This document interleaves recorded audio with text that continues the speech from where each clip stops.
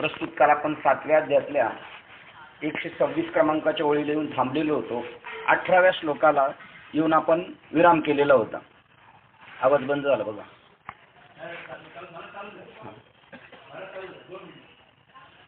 विषय असा होता, माया तरणं अति अवघड आहे आणि त्याच्यामध्ये उदाहरणं दिली होती त्यांनी. स्वयंबळावर जीव माया तरू शकत नाही आणि माया तरायची असेल तर ईश्वराचं साह्य झाल्याशिवाय ती गोष्ट त्याला घडू शकत नाही आणि वास्तविक माया सुद्धा आहेच नाही. पहिलं त्याला ज्ञानाचं विज्ञान सांगितलं आणि त्या विज्ञानाच्या योगाने सांगितलं की सगळं जगत जे आहे तेच ईश्वर ब्रह्मस्वरूप आहे, पण तो जीवात्मा जेव्हा त्या कुडीमध्ये जाऊन झोपला जातो आणि झोपल्यानंतर मग मात्र काय होतं, त्याला तिथे जागृती झाल्यानंतर त्याला जीवदशेला आणलं जातं त्या झोपेमध्ये आणि तिथून तो तरू शकत नाही. तर जवळजवळ तो जन्म मरणाच्या राहटीमध्ये ब्रह्मदेवापर्यंत ती लाट उसळलेली, सत्य लोकापर्यंत गेलेले जन्म मृत्यूच्या लाटा. इथं कोणीच त्या कचाट्यातून सापडलेलं नाही, देवादिक नाही सापडलेले. विषयीचं लोकांचं तर सोडूनच द्या, पण ब्रह्मदेव इंद्र चंद्रादिक लोक आहेत तिथपर्यंत ती लाट उसळलेली आहे आणि ती माया देवाचीच आहे. आणि वास्तविक माया तिचं म्हणणं आहे, माया तिला म्हणतात जी नाही तिचं नाव माया, जी नाही तिने एवढं नाही तेच खेळ्या ते दिसू लागले खेळ्या. बघा असं खेळ्यामध्ये हा नवे त्याची कैसे झाले रे खेळ्या, नाही त्याचे दिसू लागले रे. काय म्हणजे माया नाहीये. आणि म्हणून त्यांनी सांगितलं परमार्थिक दृष्ट्या माया आहेच नाही, म्हणून ती आयलीच थडी सरली. वास्तविक मायातून तर नाव उघडे आणि माया केव्हा कोणाला आहे, ज्याला जीवदशा बांधलेली त्याच्यासाठी माया आहे. आणि जो परमात्मा स्वरूपाची परमार्थिक स्वरूपात आहे त्याला मात्र माया नाही. ते म्हणणे येथे एकच लीला तरले जे सर्व भावे मज बजले त्या आयलीच थडी सरले माया जाळ. सर्व भावाने कसं बजायचं जीवाने, सर्व भावाने म्हणजे आपलं अस्तित्व सोडून. जो मज होय अनन्य शरण तयाचे मी चुकवी जन्म मरण, या लागी शरणागता शरण मीच ऐकू.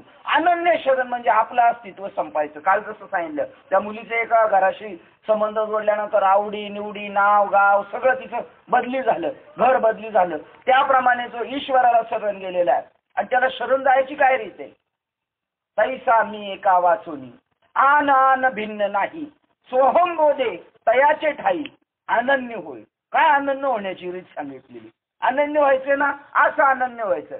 तैसा मी एका वाचुनी. या जगतामध्ये जरी अनेक विचित्र सेना दिसली, व्यक्तिमत्व दिसली, तरी आन आन भिन्न नाहीये, सगळं एकच आहे. सोहम बोधे तयाच्या ठाई अनन्य होय जो मज होय अनन्य शरण. आणि अशा प्रकाराने जो अनन्य झालेला आहे म्हणजे तोच येथ एकच लीला करले जे सर्व भावे सर्व भावाने देवाला भजले त्या आईलीच थडी सरले मायाजाळ. मायाजाळ याच किनाऱ्यावर त्याला सरलं गेलं. जो देवाला शरण गेला सर्व भावाने त्याला आईलीच याच किनाऱ्यावर मायाजाळ संपलं. म्हणजे याच्यात उत्तर काय दिलेले, मायाजाळ आहेच याच किनाऱ्यावर, त्याला पलीकडे जावं लागलं नाही. परमार्थिक दृष्ट्या मायाजाळ नाहीये. ते उपरतीच्या वावी सेलत सोहम भावाचे नि थावे पेलत मग अनकळीत निघाले निवृत्ती तटी. हे साधन असं आहे, नाम साधन. आपल्याला तरी कळलं, आपल्याला जरा थोडीशी बुद्धी आहे, जरा थोडस म्हणजे चिकित्सक बुद्धी आहे, त्यामुळे आपल्याला या ग्रंथाचं सार कळत. पण आपल्या आजी आजोबा यांना काय कळणार आहे त्यात. पण त्यांना सुद्धा हे साधन मिळाल्यानंतर अनकळीत निघाले निवृत्ती तटी. न कळता हे साधन केल्यानंतर, न कळता म्हणजे अशा आता गाड्या निघाल्यात 4 तास प्रवास झाला पण कळालंच नाही, कारण ती गाडीच तशी होती, पाळण्यात असल्यासारखं वाटलं आणि आत्ताच लगेच उतरलो. साधन असं आहे का आईलीच थडी सरली मायाजाळ. येणे उपाय जे बजले, या मार्गाने जे बजले ते हे मायाजाळ तरले. आईचे भक्त विपायले बहुवच नाही, जास्त भक्त असे नाहीच आहेत. असे फार थोडी व्यक्तिमत्व आहेत आणि ती मात्र त्या गोष्टीची प्रतीला आलेली आहे. त्याच्यानंतर त्यांनी सांगितलं जो माया नदी तरून गेला त्याची काय परिस्थिती झाली. त्याच्यानंतर त्या माया नदीतून तरताना त्यांनी सांगितलं तो पूर्णपणे एक झाला, पण त्याच्यानंतर 4 भक्त आहेत. त्याच्यामध्ये अर्थाची जिज्ञासू आणि ज्ञानी असे 4 भक्त सांगितले. जाता जाता सांगितलं अर्थ जो आहे तो आपल्या दुःख निवारणासाठी देवाला बसतो. बरीच लोक देव करतात, पण ते कशासाठी, आपल्याला जी शारीरिक जी दुःख आहे ती जावे बाबा, दुःख ताप पाप जाऊ द्या. मुमुक्ष जो आहे तो ज्ञान प्राप्तीसाठी.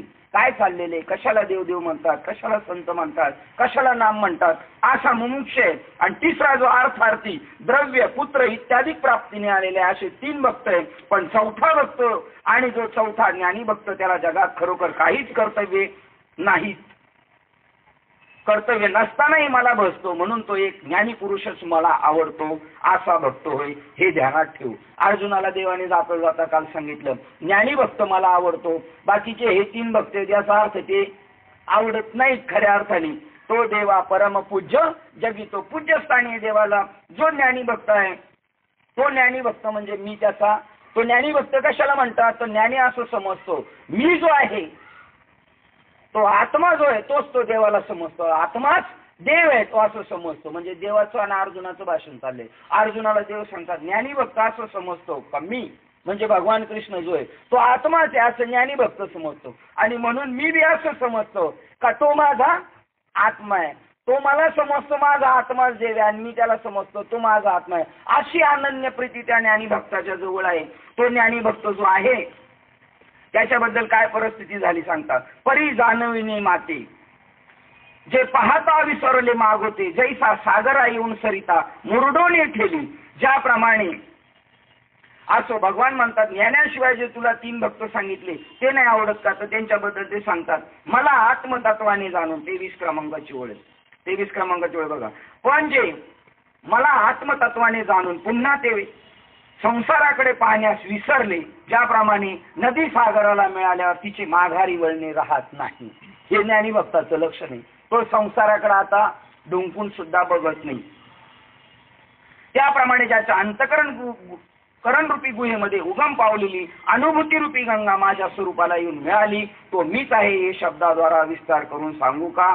एरवी ज्ञानी ज्याला म्हणतात तो केवळ माझा आत्माच होय हे सांगू नये, पण काय करावे ही न बोलण्याची गोष्ट तुला प्रसंगाने सांगावी लागली. ज्ञानी भक्त कशामुळे झाला, त्याला एवढंच कळालं का मी देह नसून मी कोण आहे, आत्मा आहे. त्याचं नाव ज्ञानी भक्त आहे. लई कीर्तन भजन प्रवचन करतो म्हणजे ज्ञानी भक्त असेलच असं नाही. आणि ज्याला ज्ञान झालं त्याच्या दृष्टीने माया संपलेली आहे आणि अज्ञानी माणसाच्या दृष्टीने माया आहेच आहे. आणि म्हणून भागवतामध्ये एक ओळ अशी आलेली मी आत्मा असे देई हा विश्वास नाही जायाशी, ते मृगजळाचे निदोई नावे सगट बुडून गेली. ज्याला असं माहीत नाही मी आत्मा आहे आणि हे फक्त शब्दांनी कळून उपयोगाचं नाही, ते अनुभूतीचं झालं पाहिजे आपल्याला. मी आत्मा आहे आणि माझ्या जगत सगळं जे आहे ते काय ते सगळं परमात्माचा आत्माच नटलेलं आहे असं ज्याला कळालेलं आहे त्याला मात्र मायाजाळ नाही. परंतु ज्याला असं वाटत नाही मी आत्माच देव आहे आणि मी ईश्वर आहे असं ज्याला माहित नाही, जो स्वतःला देह समजतो त्याला मात्र जन्म मृत्यूचे दुःख आहेच आहे. आणि ज्ञानी माणसाचं लक्षण सांगितलं त्या सोहम या शब्दाची तो साधना करत असतो. आईलीचं थडी ते उपरतीच्या वाविसेल तर सोहम भावाचे थावे पेलत मग अन्न कळेल. सोहम म्हणजे ते ब्रह्म मी आहे अशा भावनेवर राहता राहता राहता तो निघून जातो. एक भावगतकारांनी बनवलेले सोहम शब्द उच्चारो साधो, सोहम शब्द उच्चारो रे, माला करसे फिरत नाही जीवनावर न उच्चारो रे. जीभ सुद्धा बोलावं, जिभेने सुद्धा ती शब्द बोलावा लागत नाही, माळ फिरवावा लागत नाही. 21,600 इस घटामाई अजपा जप होय ताकी और निहारो रे. हम अक्षर से श्वास उठाओ सो से जाए बिठारे रे, हंस से उल्टा होते है सोम योगी जन निर्धारो रे. असा जो आहे सोम शब्द उच्चारो जा साधो, सोम शब्द उच्चारो ते सोमच्या परब्रह्म स्वरूपाशी होता होता होता त्याला मग कोणत्याही गोष्टीची जाणीव राहिलेली नाही. तो सागराला जशी मिळालेली गंगा पुन्हा मागे परतून पाहत नाही तसा तो संसाराकडे पाहत नाही. असा ज्ञानी मला भक्त आवडतो. काल 126 क्रमांकाच्या ओळीपर्यंत आलेलो होतो आपण. आता पुढचा श्लोक बघा. तो ज्ञानी कसा झाला ते सांगणारा श्लोक आहे. बहुनाम जन्म जन्मांती ज्ञानवान मा प्रपद्ये वासुदेव सर्वमती स महात्मा सुदुर्लभा. हा असा ज्ञानी भक्त झाला कसा का, पहिलेच सांगितलं त्यांनी. असे भक्त किती आहेत, विपायला बहुवस. परत सुरुवात होतानी अध्याय सुरुवात होतानी सुद्धा सांगितलं आस्तेच्या महापुरी रिक्ताच कोटीवरी परी प्राप्तीच्या पैलतिरी असा एखादाच असतो. इथे सुद्धा सांगितलं असा एखादाच असतो. पहा अनेक जन्माच्या शेवटी ज्याचे ज्ञान परिपक्व झाले असा ज्ञानी वासुदेवच हे सर्व आहे असा मला प्राप्त होतो तो ज्ञानी अत्यंत दुर्लभ आहे. ज्ञानी कशाला म्हटलेले पहा. आणि ज्ञान त्याला केव्हा मिळालं? अनेक जन्माच्या शेवटी. असं जर ज्ञान आपल्याला झालं असेल अनुभूतीजन्य, आणि आपण जर परत धरसोड होत नसेल आपल्या, कधी देहबुद्धी कधी आत्मबुद्धी, कधी आत्मबुद्धी कीर्तनाला गेलो का आत्मबुद्धी, आणि संसारात गेलो का नाही नाही आव ते तर द्या सोडून, कीर्तनाला गेल्यावर बी देहबुद्धीच घेऊन जातात. अज्ञानीपणाचा आव्हानतात मात्र ते नाही. ज्याचा शेवटचा जन्म आहे, ज्ञानेश्वर महाराज सांगतात याच्यामध्ये, जसं स्वामी विवेकानंद सांगतात ज्याचा शेवटचा जन्म आहे त्यालाच हे ज्ञान कळणार आहे. आणि इथे सांगितले त्याचा या मृत्यू लोकाचा शेवटचा जन्म आहे. अनेक जन्मामध्ये कर्माची उपासना करता करता करता करता निष्काम कर्म घडलं, आणि मग अनेक जन्माचा शेवटी ज्ञानदेवा चित्ती हरिपाठ हा बी माझा शेवटचा जन्म आहे. ते म्हणतात अनेक जन्माच्या शेवटी त्याचे ज्ञान परिपक्व झाले आहे. म्हणजे कुत्री मांजर गाढवी हे जन्म धरलेत का या श्लोकामध्ये? केवळ माणसाच्या योनीमध्ये त्यांनी सांगितलं, माणसाच्या योनी. कारण कुत्र्याच्या योनीमध्ये पाप पुण्य आहेच नाही, इतर योनीच्या ठाई हा विचारच नाही. पशु काय पाप पुण्य जाणती. अनेक जन्माच्या शेवटी ज्याचे ज्ञान परिपक्व झाले आहे. म्हणजे आता हे जी लोक इतर उपासना करतात ना, 4 भक्त आहेत, ते हळूहळू स्टेप बाय स्टेप इथपर्यंत येणार. असा जो अनेक जन्माच्या शेवटी ज्याचे ज्ञान परिपक्व झाले आहे, किंवा मागच्या अध्यायात सांगितलं योगभ्रष्ट, तो त्याचा अर्धवट अभ्यास राहिला, तो पुन्हा जन्माला येतो. म्हणजे तो कोणती साधना करत होता? हीच करत होता. ही साधना करणाऱ्यांमध्ये आता त्यांना काय लागलेली? आता डिग्री लागलेली आहे, डिग्री. अनेक जन्माच्या शेवटी ज्याचे ज्ञान परिपक्व झालेले, का ज्ञान झालेले असं वाक्य का परिपक्व झालेले वाक्य? म्हणजे ज्ञान मिळून सुद्धा काय झालं पाहिजे? नुसतं ज्ञान झालेल्याबद्दलच नाही झालं, काय परिपक्व झालेल्याची लक्षण आहे? परिपक्व झाले आहे असा ज्ञानी. परिपक्व झाल्याचे काय लक्षण आहे? तर वासुदेव हे सर्व आहे असा, हे सगळं जगत जे आहे ते काय आहे? परमात्माचे असा, तो मला प्राप्त होता असं ज्याला ज्ञान झालं, आणि काय झालेलं त्याला परिपक्व दशेला आलाय, तोच मला प्राप्त होतो असा भक्त अत्यंत दुर्लभ आहे. 19 नंबर श्लोकचा अर्थ होता. आता माऊलींनी सांगितलेला आपण पाहूया. कारण तो विषयरूप दाट झाडीतून काम क्रोधाधिक यांची संकटे टाळून व चांगल्या वासनारूपी पहाडावर चढून आला. असं ज्ञानी भक्त. त्याला सुद्धा हे काम क्रोध सतावत होते, पण त्या दाट झाडीतून तो सुटून चांगल्या वासनारूप पहाडावर चढून आला. नंतर हे अर्जुना साधूच्या संगतीने, सत्कर्माच्या सरळ वाटेने, दुराचरणाच्या आडमार्गाला डावलून, काय काय सांगितलं याच्यामध्ये? साधूची संगत घडल्यानंतर सत्कर्माच्या सरळ वाटेला पाहिजे, सरळ वाटेला असून दुराचरणाच्या आडमार्गाला डावलून, आणि शेकडो जन्म भक्तीची वाटचाल करणारा तो ज्ञानी. किती जन्म? मग आता आपला अभ्यास करा. जर आपण ह्या ज्ञानात जर बसत असू, निश्चित आपण बसू शकतो. बाबांनी आपल्याला त्या वर्गात ठेवलेले, पण आता सर्टिफिकेट घेऊन बाहेर पडला पाहिजे ना त्या कॉलेजमधून, डिग्री मिळाल्याची. बरं, त्याच्यातून सुद्धा डिग्री चांगल्या पर्सेंटेजने मिळाली तरी आनंद आहे, नाही मिळाली तर पास झाला तर चालेल, पण केटी लागून अजून अनेक सर्टिफिकेट जॉईन केली का मग त्याला पुन्हा जन्म आहे. कारण या जन्मात काय लागली त्याला? केटी लागली. म्हणल्यानंतर आता पुढच्या जन्मामध्ये परत त्याला तेवढा विषय सोडवायचा. इथं सांगितलं आणि शेकडो जन्म भक्तीची वाटचाल करणारा. म्हणजे आपण नक्की या जन्मात भक्ती करतोय असं? शेकडो जन्म भक्तीची वाटचाल करणारा. फलाशेच्या वाहना पायात घालीत नाही. कोणत्या वाहना घालत नाही? मंदिरात येताना फलाशेच्या वाहना घालून न्यायची. आता कीर्तनकार बाबाच फलाशेच्या वाहना घालून येतो, तर आपलं काय घेऊन बसले? येतो ना फलाशेच्या वाहना घालून. कोणत्या वाहना? काहीतरी आपल्याला भेटल, मान भेटल, पैसा भेटल, नाही काय भेटला तर नारळ तरी भेटल. म्हणजे ही फलाशा घेऊनच आला ना. मग जर फलाशा घेऊन आला महाराज, तर त्याच्या पदरात काय धोंडे पडणार? कारण त्याचा मोबदला ज्याने ज्याचा मोबदला घेतला. आता ठीक आपल्याला म्हणतात आपण सेवा करतो, बस सेवा करते, पण पैसे घेतले म्हणजे सेवा राहिली नाही, ठीक आहे नाही. आणि शेकडो जन्म भक्तीची वाटचाल करणारा जो ज्ञानी भक्त फलाशेच्या वाहना पायात घालीत नाही. तेथे फलाच्या हेतूचा हिशोब कोणी करावा? फळ किती भेटले याचा हिशोब कोण करणार? जो वाहनाच घालत नाही पायामध्ये. आता आपण पायाला फोड येतोपर्यंत पंढरपूरला पळतो बिनचपलच, म्हणजे असा आपला अर्धवट मार्ग. आपल्याला जे सांगितलं ते करायचं. अर्जुनाला सरळ सांगितलं 3ऱ्या अध्यायामध्ये, तू कशालाही भक्ती आणि धर्म म्हणून नाव ठेवू नको. आणि तुझ्या मूर्खपणामुळं इतर लोक सुद्धा तोच पायंडा पाडून घेतील. ते त्या फलाशीचा हिशोब कोणी करावा. याप्रमाणे शरीर संबंधी अज्ञानरूपी रात्रीत उपाधी रहित एकटा वाट चालत असता. कुठं? याप्रमाणे शरीर संबंधी अज्ञानरूपी रात्रीत उपाधी रहित एकटा वाट चालत होता. म्हणजे उपाधी चिटकलेली नव्हती त्याला. मी देह आहे असा अज्ञानरूपी रात्रीत नव्हता. ती उपाधी टाकून चालत असता. सहज कर्मक्षय होऊन ज्ञान उदयाची पहाट झाली. ज्ञान सुद्धा पूर्ण फीड झालं पाहिजे ना. मिळून सुद्धा काय झालं पाहिजे? फीड झालं पाहिजे. मग हे साधू संत ज्ञानोत्तर भक्ती का करतात? ज्ञान झालं तरी सुद्धा ते म्हणतात ते टिकलं पाहिजे.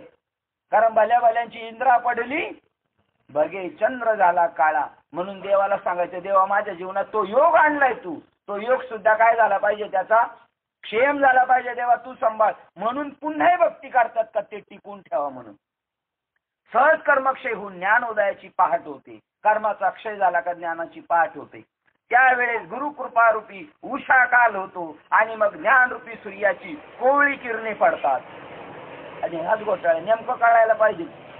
आता मगाशी सांगितलं का फसल्यानंतर, पण आता ते माऊलींनी जरा अजून विस्तारपूर्वक सांगितलं का त्याला ते ब्रह्मज्ञान मिळालं. उषा काळ झाला बाबा अहंकार निशिघन दाट गुरुवचने अशी पहाट झाली आणि ज्ञानरूपी सूर्याची कोवळी किरणे पडतात. त्यावेळी ब्रह्म ऐक्य दृष्टीने ऐश्वर त्याच्या दृष्टीस पडते. ज्यावेळेला गुरुची कृपा होते आणि ज्ञानरूपी सूर्य उगवला जातो, जसा सूर्य उगवल्यानंतर जगत दिसतं आपल्याला, तसा सद्गुरूची कृपा झाल्यानंतर त्यावेळी ब्रह्म ऐक्य दृष्टीने ऐश्वर त्याच्या दृष्टीस पडते. पडलं का आपल्या? आपण तर लई प्राप्ती केलेलं आहे असं वाटतंय, आपल्याला ज्ञान भेटले. पण जसं सूर्य उगवल्यानंतर अंधार संपुष्टात येतो आणि सगळं जग चकाचक दिसतं, तसं गुरुची कृपा झाल्यानंतर ब्रह्म ऐक्य दृष्टीचे ऐश्वर त्याच्या दृष्टीस पडते. म्हणजे सगळं जगत त्याला काय होतं? तैच सद्गुरु कृपा समज तुझ झाली. एरवी मात्र जरी तू म्हणत असला तरी काहीच झालं नाही. ही कृपा झाली पाहिजे. मावळवीती विश्वाभासू, गुरुची कृपा झाली, विश्वाभास मावळाला. ऐसा नवल उदयला चंडांशू, असा सूर्योदय झाला. आदवया विजानुकासू वंदू माथा, आदवय रूपी कमळाचा विकास झाला सूर्य उगवल्याबरोबर. आणि सगळीकडे जीव ब्रह्म ऐक्य, सगळीकडे ईश्वर दिसायला लागला. त्या गुरुचं आता वंदन करून ज्ञानेश्वर महाराज 16व्या अध्यायात म्हणतात. मग मात्र त्याला ते ऐश्वर प्राप्त झालं तरच गुरुची कृपा झाली. एरवी माळ घातली म्हणजे गुरुची कृपा झाली नाही. अनुग्रह घेतला म्हणजे, आणि जरी म्हटलो आपल्याला प्रवत झाला तरी नाही. कीर्तन करीत असला, अधिकारी झाला असला तरी जर द्वैत दिसतं नाही, कृपा झाली, कृपा झालेली नाही. आणि याला वाक्य बघा, राहुरीमध्ये आपण गेलो होतो, आपल्या बाबांचं चक्रवांचं कीर्तन होतं. त्यावेळेस रात्री कोळी काकांचं, सकाळी काल्याचं चक्रवांचं कीर्तन होतं. आणि श्रीपाद बाबांच्या मूर्तीची प्राण प्रतिष्ठा 7-8 वर्ष झाली असते, जास्त. तिथं कोळी काकांनी सांगितलं होतं, आपल्याला बाबांनी हे काम करायला सांगितलेलं आहे, म्हणजे का आपण स्थित प्रज्ञ झाले म्हणून नाही, हे वाक्य होतं. पण तुम्ही व्हाल बनत बनत बनत बनत लोकाला सांगता एक दिवस तशी परिस्थिती तुमच्या जीवनात होणार. हो, ज्या वेळेला गुरुची कृपा होती त्यावेळेला काय होतं बा, गुरुची कृपा झाली लोक म्हणतात ना, त्यावेळी तो जिकडे जिकडे पाहतो तिकडे तिकडे त्याला एक मीच आहे, अथवा तो जरी स्वस्थ बसला तरी त्याला मीच आहे. आता ही दृष्टी झाली का आपल्याला प्राप्त? जिकडे जिकडे पाहतो तिकडे आपल्याला तोच दिसतो का? तर आपल्याला सगळे वेगवेगळे दिसतात. वेगवेगळे दिसतात म्हणजे आपल्यावर खरी अजून कृपा अजून शिल्लक आहे बरं का, अजून कृपा शिल्लक आहे. आणि ती अव्यक्त स्वरूपाची कृपा आहे. ती व्यक्त जशीची नाही कृपा, अव्यक्त आहे. जसजशी आपली सेवा बघा ना, आता बघा जरा पोरांची शाळा कॉलेज होत आली का बाप जरा फ्री होत जातो. कारण काय होतं, त्याची सर्व्हिस झालेली आहे, पैसा थोडासा आहे आणि आता खर्च कमी लागतो. आणि पहिला मात्र लय कस लावायला लागला होता. जसजशी त्याची सेवा वाढेल तसतसं त्याचं वजन वाढत जाते, त्याच्या शब्दाची पावर वाढत जाते. तसतसं इकडं जसजशी तुमच्यावर ती अव्यक्त स्वरूपाची देवाची कृपा होईल, साधूची कृपा होईल, त्यावेळेला तो जिकडे जिकडे पाहतो तिकडे तिकडे त्याला मीच एक आहे, अथवा तो जरी स्वस्थ बसला तरी त्याला मीच आहे. तो म्हणला आता मला काही पाहायचं नाही, तरी सुद्धा त्याला ते दिसणार, दुसरं दिसणारच नाही. शोधून साधूला दुसरं दिसत नाही. काकडा करणारे आयुष्यभर म्हणत गेले, मेले काकडा करता करता, पण त्यांच्या जीवनात तो अभंग नाही आला, तो अनुभव नाही आला. कारण आता मी या जगतात फिरतो, पण मला आता जगत दिसत नाही. माझ्या डोळ्यावर सद्गुरू बाबाजी चैतन्यांची कृपा झाल्यावर माझ्या डोळ्यावर आता झापड आली. तज मी आंधळा गा निज निराकार पंथी, ही निवृत्ती झाली जनन दिसे तेथे. मी माझे हरपलो ठाई जे तिच्या तेथे. अदृश्यतेच झाले काही दृश्य जे होते, अदृश्यतेचे झाले काही दृश्य जे होते. सुखे मिने जलोगा शून्य सारून तेथे. आता तुकाराम महाराज सुखी निजलेले, आता काही टेन्शन नाही. आणि आपल्याला अजून झोपा येत आपल्याला नाही, तर आपले बाप दादा जे रोज उठसूट करतात त्यांना सुद्धा अजून झोपा, कारण ते अजून सुखे झालेच नाही. ज्याचं सगळी कामं आटोपली तो निश्चिंत झोपतो. बघा अर्जुनाचं महाभारतात निश्चिंत झोपलेलं आहे. भीष्माचार्यांनी प्रतिज्ञा केली, उद्या निष्पांडवी पृथ्वी करील, आणि हे डराडर लोटतात. आता ते भक्त आहेत. अजून आपण पुढे आपल्याला ते काळजी आहेत, आपल्याला लई कार्यक्रम करायचे आपल्याला अजून नाही. आणि जागा कोणी? देव जागा आहे. देव आला म्हणल्यावर काय तुम्ही खुशाल डराडर लोटताय, तुम्ही उद्या संपणार. ते म्हणले बघ, संपणार का वाचवणार हे जे पहिलेच ठरलेलं आहे ना तेच होणार आहे. आता आम्ही आणि झेची थोर भक्ती ही तर बाबाच नाही तर काय करायचं. आता बाबाच रिकामा काय करायचं. हेची थोर भक्ती कृष्ण देव करणार आहे आमचं. आता आम्हाला काय नाही, उद्या मारणार तर मारणार आणि वाचणार तर वाचणार आहे. निश्चिंतीने पावलं विसावा, तो निश्चिंत झालेला आहे. सुखे मी निजलोगा शून्य सारोनी तेथे. ज्याची सगळी कामं आटोपली त्याला आता भीतीच राहिली नाही, शांत झोपलेले. अदृश्यतेच झाली काही, आता जगात दिसत नाही. आणि आपल्याला तर जाणीव होती, सारखी त्या गोष्टीची जाणीव होती. हो, हे असो त्याला सर्व ठिकाणी माझ्या वाचून दुसरे काही एक दिसत नाही. ज्याप्रमाणे पाण्याच्या डोहात बुडालेल्या घटाचा आत व बाहेर पाणीच असते. मौली म्हणा, आत घागर नातांच्या घरची गुलतीच खून, कानाला मोठी लागली तहान. नातांच्या घरची गुलतीच खून, आत घागर बाहेर पाणी. पाण्याला पाणी आले मिळोनी, नातांच्या घरची उलटीच खून. आत घागर आणि बाहेर पाणी, आत घागर. पण घागर कुठे आहे? घागर पाण्यात आहे, घागर नदीत आहे. नदीत घागर असल्यामुळं आत नदीत घागर आहे. म्हणजे कशात घागर आहे? पाण्यात घागर आहे. आणि मग तिच्या बाहेर काय आहे? बरं आता आपण कुठे आहे मग? अरे ही घागर कशात आहे? या सगळ्या परब्रह्माच्या विलासामध्ये ही घागर आहे. सगळं परब्रह्मरूपी पाणी आहे आणि त्या पाण्याच्या आतमध्ये ही घागर आहे. आत घागर आणि बाहेर पाणी. म्हणजे मग आम्ही सगळे मिळून काय झालो? पाण्याला पाणी आले मिळून. सगळंच पाणी. काय त्याचा अर्थ आहे बघा. ज्याप्रमाणे पाण्याच्या डोहात बुडालेल्या घटाच्या आत आणि बाहेर पाणीच असते, त्याप्रमाणे तो माझ्या आत असतो व मी त्याच्या अंतर्बाह्य असतो. हे शब्दाद्वारा बोलून दाखवता येईल असे नाही. म्हणून हे असो, याप्रमाणे तो ज्ञानाची वखारच पाहतो आणि तो ज्ञानाने सावरल्यामुळे अखिल विश्व आत्मरूप आहे असे तो पाहतो. 35 क्रमांकाची ओळ बघा. हे समस्त ही वासुदेव आईचा प्रतिती रसाचा ओतला भाव. प्रतिती म्हणजे काय? अनुभव. काय? हे समस्त ही वासुदेव, सगळं जग ब्रह्मरूप आहे. म्हणून भक्ता माझी राहो, म्हणजे भक्तांमधला राहो म्हणजे राजा आहे तो, आणि ज्ञानी ही तोच, ज्ञानी सुद्धा तोच, आणि भक्तांमधला राजा तोच, ज्याच्या अनुभूतीला आलं सगळं जगत ब्रह्मरूप आहे. ही तुकोबराच्या अभंगाला अनुभवाला आलं. विष्णुमय जग, सगळा वैष्णवाचा धर्म. आपण जर वैष्णव आहोत, आपण जर आहोत, तर आपल्याला सगळं जगत काय दिसलं पाहिजे? सगळं विष्णूंनी नटलेलं आहे.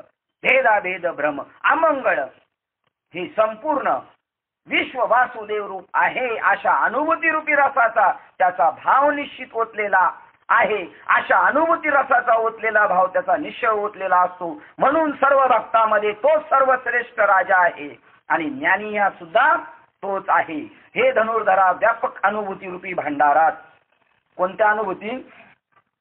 एक देशी अनुभूती नामदेवाला होती, एक देशी अनुभूती होती कृष्णाची अर्जुनाला, आणि व्यापक अनुभूती दाखवल्यानंतर अर्जुन म्हणतो नको नको नको, मला हे नको, मला ही भीती वाटते, व्यापक अनुभूती नको. तू बरा आहे, 2 हाताचा, 4 हाताचा, 2 पायाचा, मला तसंच चतुर्भुज रूप पाहिजे. देवाने एक कानफोडात मारली, म्हणले मूर्खा, असल्या अमंगळ गोष्टी बोलू नको. ज्यावेळेला मी प्रसन्न होतो त्यावेळेला ही गोष्ट तुला प्राप्त होती, ही गोष्ट भगवान शंकराला प्राप्त नाही. कधी कळणार आपल्याला? असं काय शोधायचंय, आणि असं काय ज्ञानेश्वर महाराजांनी संतांनी आपल्यावर उपकार केलेले? असं जे तुला विश्वरूप दाखवतो, देवांचं आयुष्य जातं, एक निमिषभर तरी मला ते पाहायला भेटावं, पण देव आणि मानवांना ती गोष्ट प्राप्त होत नाही. ब्रह्मदेवाला नाही, शंकर भगवंताला नाही. ते तुला दाखवलं, तू वेडपट सारखं म्हणतो मला नको. 15 अध्यायात सांगितलं, पण भगवंताची लेख्याती जो स्वतःच आपलं लपून ठेवतात भगवान. शेवटी सांगितलं, सगळे जीव भक्ती करून लई धावून पळाले होतं.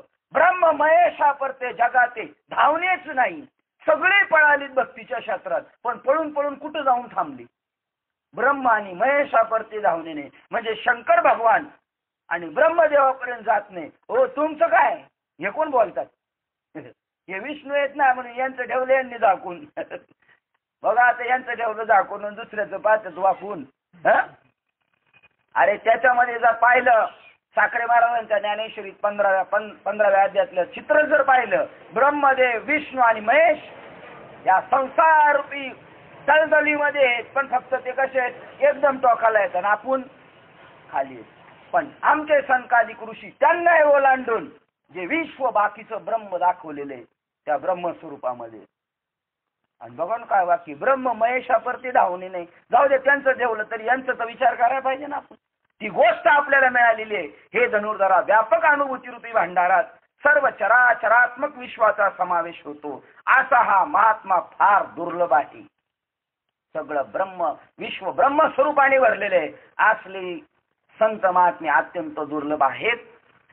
अर्जुना, यांच्याशिवाय इतर जे मला पुष्कळ मिळतात, की ज्यांची भक्त आता दुसऱ्याला लगेच काट मारली, असे भक्त अत्यंत दुर्लभ आहेत. आणि आता बाकीची गर्दी, त्यांचं काय करायचं? त्यांचं आता रेकॉर्ड निघालं, आता त्यांचं संपलं ना, आता यांचं 7 बाऱ्या निघायला लागले. आता बघा आपण कशात बसतोय, त्या पहिल्या याच्यात बसतो का आता दुसऱ्या 7 बाऱ्यात येत? बघा अर्जुना, यांच्याशिवाय इतर असे जे भक्त मला पुष्कळ मिळतात, की ज्यांची भक्ती भजने फक्त विषय सुख उपभोगासाठीच असतात. काय वाक्य?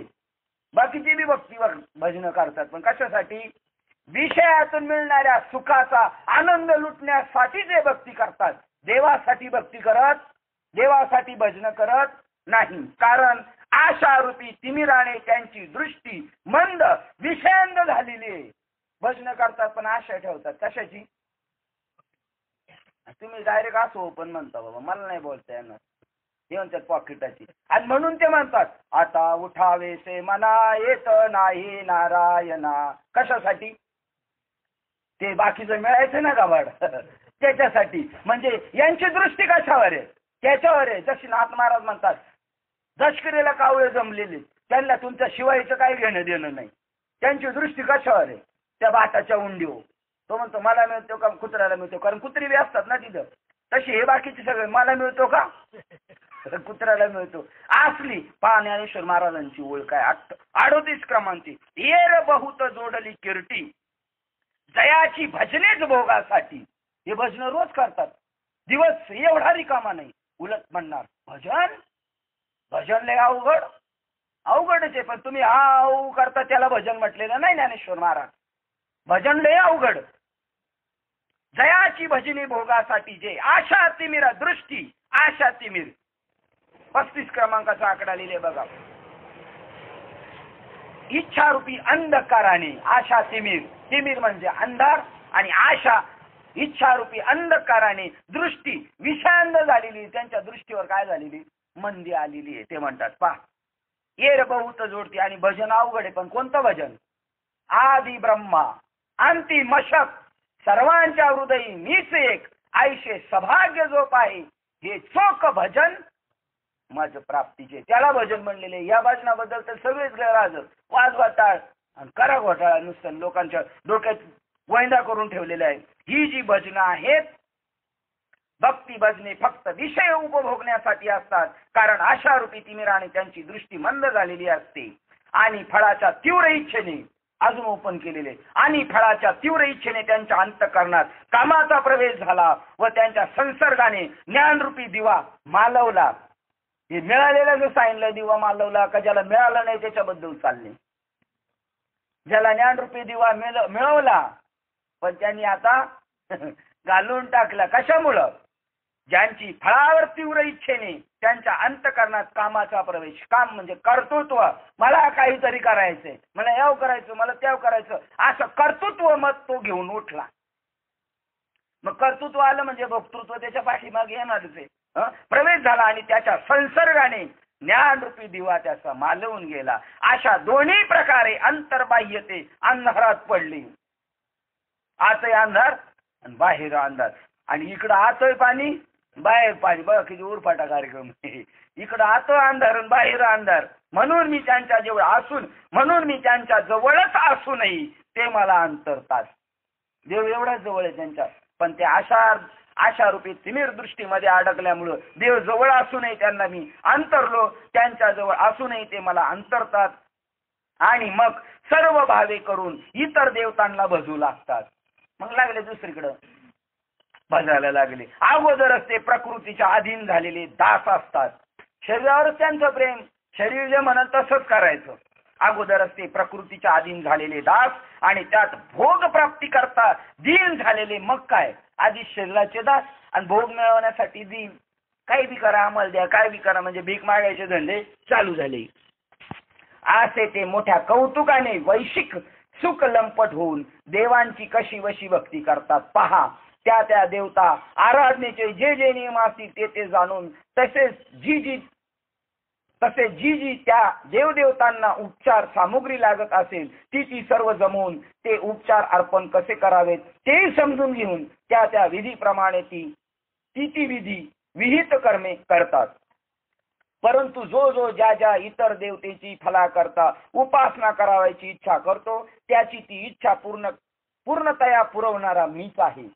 आणि मग तो म्हणतो ही देव नाही लवकर पसंत नव्हतं, त्या देवाला जाऊ, त्या देवाला जाऊ, आणि त्या देवाच्या सगळ्या कशा कशा भक्ती करायच्या, यज्ञात काय लागतं काय काय लागतं सगळ्या वस्तू जमून आणतो आणि तो यज्ञ बी करतो. पण त्या यज्ञाचा यज्ञ भोगता कोण आहे? मीच आहे, कारण मी सगळ्या करलो. पण त्याला मात्र तसा भरोसा नसतो. तो म्हणतो हे गणपती बाप्पाने दिलं, हे देवीने दिलं, हे मारुतीरायाने दिलं, हे असं तो डोक्यात करतो. नाही तर या सगळ्याची फल देणारा सुद्धा कोण आहे? मीच आहे. त्याची ती इच्छा पूर्णतया पुरवणारा मीच आहे. हे पहा देव देवी मीच आहे, परंतु त्याचा तसा निश्चय नसतो.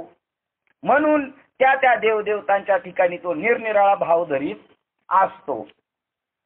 मग त्यांना ज्या ज्या देवतेचे जे योग्य आराधन असेल त्या त्या देवतेची श्रद्धापूर्वक आपली कार्यसिद्धी होईपर्यंत ते यथाविधी पूजन करतात. याप्रमाणे ज्याने जे फल इच्छावे ते फळ त्यांना प्राप्त होते, परंतु तेही सर्व माझ्यापासूनच मिळते.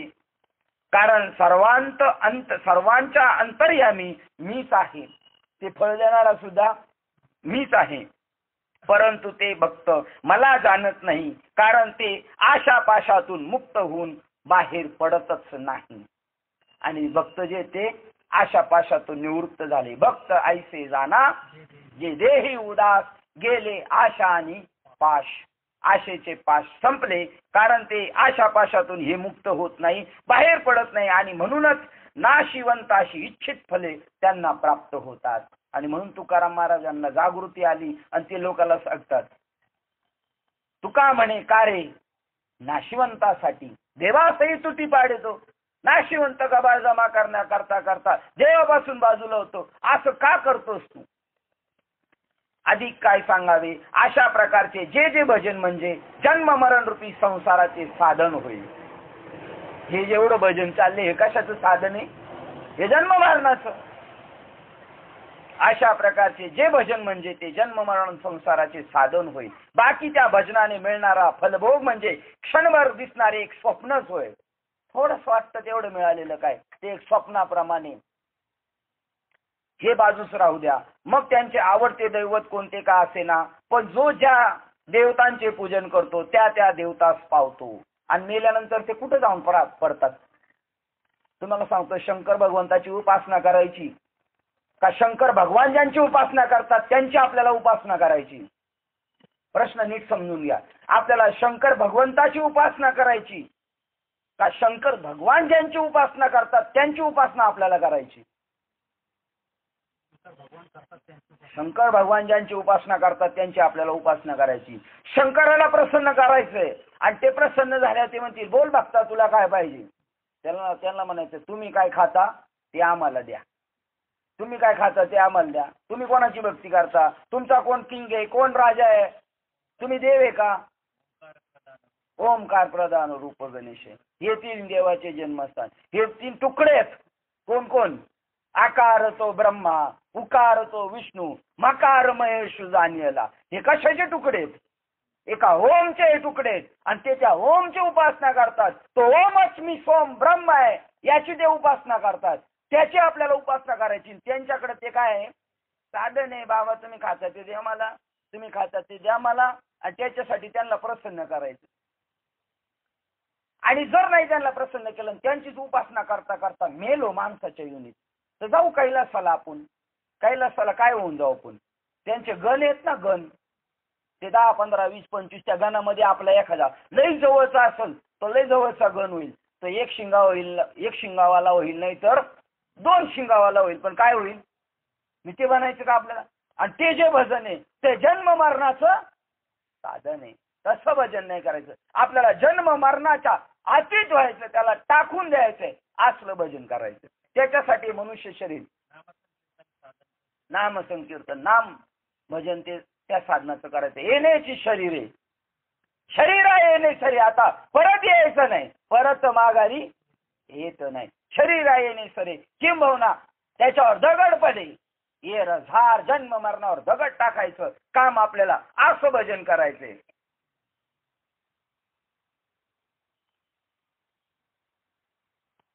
बाकी त्या भजनाने मिळणारा फलभोग म्हणजे क्षणभर दिसणारे एक स्वप्नच आहे. ते भजन म्हणजे जन्म मरण रूपी संसाराचे साधन होय. हे बाजूस राहू द्या. मग त्यांचे आवडते दैवत कोणते का असेना, पण जो ज्या देवतेचे पूजन करतो तो त्या त्या देवतेस पावतो. मग तो तिकडे जाणार. काय करणार आता? शंकराचा उपासक तिकडेच जाणार.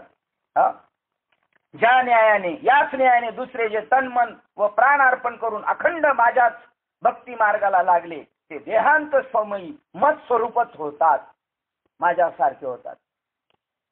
पण प्राणी तसे करीत नाही आणि फुकट आपल्या हिताचे नुकसान करून घेतात. ते त्यांचे करणे म्हणजे तळ हातावरील पाण्यात पोहिल्याप्रमाणे होईल. संसाराचं साधन झालेलं नको त्या गोष्टी करतात. आणि तळ हातातल्या, आपण तरी म्हणतो गुडघ्या एवढ्या पाण्यात, पण माऊली तर डायरेक्ट म्हणतात तळ हातातल्या पाण्यात पोहायला लागलेली होती. कळलं ज्ञानेश्वर महाराजांची भाषा? याच्यावर तर लगेच ऑब्जेक्शन घ्यायला पाहिजे, पण माऊलीवर ऑब्जेक्शन घ्यायला ताकद पाहिजे ना तेवढी. नाही ते हे पटायला नाही पाहिजे. आपल्या तळ हातातल्या पाण्यात कोणी पोईल का? काय पण म्हणतात माऊली, अशी म्हणायची ताकदच नाही. कारण त्यांना माहिती माऊली मात्र परफेक्ट बोलणार, आपल्याला अक्कल नसणारी, त्यामुळे आपल्याला काही कळत नाही. नाही तर तळ हातातल्या पाण्याला एवढं पण, म्हणजे ज्या संसारात पोहता तुम्ही, ज्या मायेमध्ये पोहता ते आहेच नाही, आणि त्या मायाचा धंदा सगळा चालू आहे. म्हणजे तळहातीतील पाण्यावर पोहिल्याप्रमाणे आहे, किंवा अमृताच्या समुद्रात बुडी द्यावी. पहा लगच कशी गेम पलटी केलेली. अरे सगळं ईश्वर आहे हे भाव जर का ध्यानात आला तर अमृताचा सागर आहे. आणि ईश्वर आहेच नाही, संसार आहे तर तो आहेच नाही, ती माया आहे तळहाता एवढी. एवढं लगेच उरफाट नाण्याची ही एक बाजू आहे आणि नाण्याची ही एक बाजू आहे. किंवा अमृताच्या समुद्रात बुडी द्यावी आणि मग तोंड घट्ट मिठून का धरावे आणि मनामध्ये तरी डबक्यातील पाण्याची आठवण का करावी. नाना अमृताचे सागरी पडावे आणि मनात तरी वज्र मिठी घालावे आणि मनी तरी आठवावे थिल्लोरजकातले डबक्यातल्या पाण्याला का आठवावं. हे कोणाला सांगतात. जो अमृताच्या सागरामध्ये पडलाय त्यांनी संसाराचं साधन करायचं नाही. अमृतात शिरून देखील तोंडात अमृत जाऊ न देता मरावे.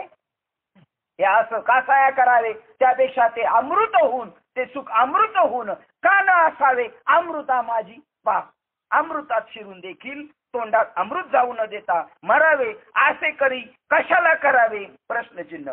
तर अमृतात सुखाने अमृत रूप होऊन अमर होऊन का राहू नये.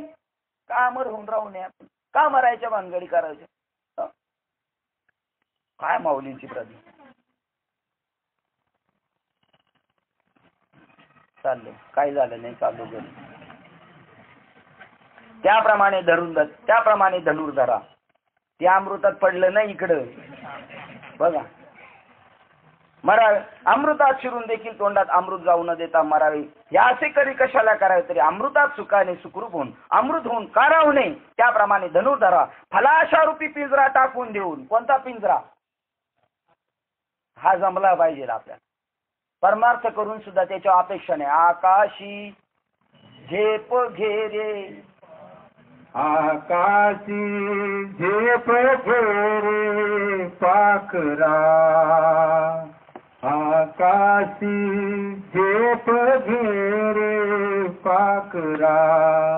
सोडी सोन्याचा पिंजरा. सोडी सोन्याचा पिंजरा. आकाशात सोन्याच्या पिंजरात जरी पोपटाला ठेवलं त्याला समाधान आहे का. त्याने उडूनच जावा.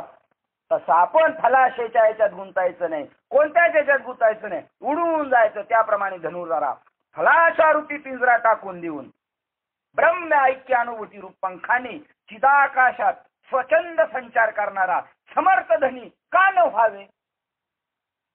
कसं समर्थ धनी व्हावे. पंख दिलेत ना आपल्याला. उड्या दिले का बाबाच्या मागे शेपूट घेऊन पळायला दिलेले. किती दिवस आई काळजी करते पोराची. पाखराच्या पोराची बोलतोय. जोपर्यंत पंख नाही मिळाले तोपर्यंत त्याची आई त्याला जागेवर दाना पाना आणून देते. एकदा पंख मिळाले का सोडून द्यायचं. हे पाखराला कळालं माणसाला नको काय. पोराचं सगळं होऊ दे म्हणतो. कामाला लागू दे. त्याचं लग्न होऊ दे. त्याला पोर सोर होऊ दे. पोर सोर शाळेत जाऊ दे.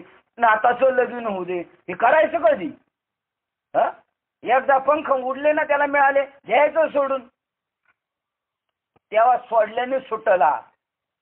हा बळ काय जाणार नाही. याला सोडावंच लागेल. याला टाकावंच लागेल. याला लात मारून हाकलावं लागेल. कोणाला. लाथाळीला संसार. याला लात मारल्याशिवाय जाणार नाही. त्या चिदाकाशात रूपी ब्रह्मैक्य रूपी पंखाने चिदाकाशात स्वच्छंद संचार करणारा समर्थ धनी का न व्हावे प्रश्नचिन्ह. अरे त्या चिदाकाशात आपण ज्या मनाने उंच उडून जावे त्या मनाने त्यात आपल्या इच्छेप्रमाणे अनायासे सुखाने उडण्यास भरपूर अवकाश मिळतो. तू जेवढा उडशील तेवढा स्वच्छंदाने आनंदामध्ये तिथं त्या आकाशामध्ये तुला भरपूर आनंदाचा सुखाची लूट मिळणार आहे. त्या न मोजता येणाऱ्या असीम स्वरूपाला मापात का घालावे. एवढा व्यापक अनुभूतीला व्यापक आनंदाला संकुचित का करावे. सर्व सुखाचे आगर आहे त्या आगराला संकुचित का करायचं. त्या व्यापक स्वरूपाला का न मिळावं. त्या न मोजता येणाऱ्या असीम स्वरूपाला मापात का घालावी. मज निराकाराला इंद्रिय गोचरास साकार इंद्रिय गोचर का मानावे. काय वाक्य आहे का. अनुभूती जागृती आहे. सांगणाऱ्याला जागृती आहे का याची. न मोजता माझ्या असीम स्वरूपाला मज निराकाराला देव कसा आहे. आणि आपल्याला हे जे देव दाखवायला फिरवतात हे कोणते देव दाखवतात. पंढरपूरला नेला तर आकाराचा देव दाखवतात ना. जो निराकार परमात्म्याची प्राप्ती करून देईल तोच खरा बघ साधू संत आहे. इंद्रिय गोचरास साकार इंद्रिय गोचर का मानावे. मी इंद्रिय अगोचर आहे. इंद्रियांना न कळणारा किंवा इंद्रिय एवढा नाही पण मला का तसं समजतात. काय करावं. जाधव साहेबांनी एकदा 10-11 वर्षापूर्वी पंढरपूरमध्ये प्रवचन केलं. 9व्या अध्यायाच्या श्लोका 11व्या श्लोकावर, 9व्या अध्यायाचा 11वा श्लोक घरी गेलं बारकाईने वाचा. मला आकाराचा नसताना का आकाराचा संबंध? अवजंती माम मुढा मानुषितन मिश्रितम परम भाव अजानंतम मम भूत महेश्वर. माझ्या व्यापक स्वरूपाला जाणत नाही असे मूर्ख लोक. अवजंती माम मुढा, मूर्ख लोक माझ्या व्यापक स्वरूपाला जाणत नाही. मला आंघोळ काय घालतात, देवाची म्हणे झोपायची वेळ झाली, देवाची शेज आरतीची वेळ झाली, देवाची आता जेवायची वेळ झाली, देवाची आंघोळीची वेळ झाली. बरं, त्या देवाला आंघोळ घालाय दुसरा माणूस ठेवलाय पगाराने. पंढरपूरमध्ये इकडचं द्या सोडून बाकीचं सगळं. पंढरपूरमध्ये आंघोळ घालाय जो ठेवलाय देवाला तो पगारदार आहे का फुकट आहे? पगारदार आहे. त्याला जर आंघोळ घालावं लागते याला, बरं हा आंघोळ करून आलाय का नाही याचा कोणी तपासच केलेलं नाही. हे असंच उठून आलंय का काय? हा सांगा बरं, असा देव असेल त्याला आंघोळ घालायला लागत असेल तर? आणि असली प्रवचन केलं ते म्हणले काय घाबरू नका, माझं पंढरपूर कॉलेजमध्ये शिक्षण झालंय, मला कोण विचारणार नाही. त्या देवाला आंघोळ घालायला, कपडे घालायला त्याला कपडे घालता नाहीत, हा त्याला कपडे घालायला रोज कपडे काढणार. याचे कोणाचे? देवाचे. रोज घालणार. देव चालले खाटरो झोपायला. असे माणसाचे धर्म मला लावतात ते मूर्ख मला कधीच प्राप्त होऊ शकत नाही.